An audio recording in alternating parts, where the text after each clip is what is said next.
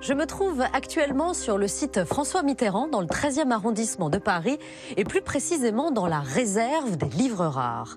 Ce département conserve certains des plus grands trésors de la bibliothèque, qui a vécu des moments agités pendant la Révolution française.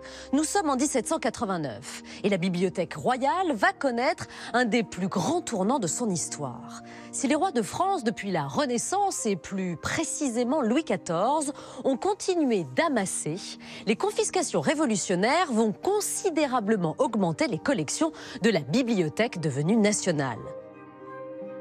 Parmi ces chefs-d'œuvre, voici un exemplaire du roman sulfureux de Choderlos de Laclos, Les Liaisons dangereuses. Mais il ne s'agit pas de n'importe quel exemplaire, car c'est celui de la reine Marie-Antoinette. Le transfert des livres de Marie-Antoinette à la Bibliothèque nationale s'est effectué dans les derniers jours de l'année 1792. Il s'agissait d'un ensemble d'environ 4000 volumes provenant de la bibliothèque privée de la reine, qu'elle conservait à l'origine à Versailles, puis qu'elle avait fait transporter aux Tuileries en octobre 1789.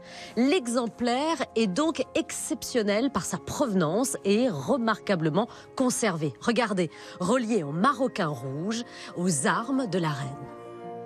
En 1792, des dépôts de livres furent constitués dans Paris. L'un d'entre eux, devenu bien national, allait recevoir de nombreux trésors. C'est la bibliothèque de l'Arsenal qui sera rattachée plus tard à la Bibliothèque nationale. Rien à sa construction ne prédestinait cet ancien hôtel du grand maître de l'artillerie à devenir une bibliothèque.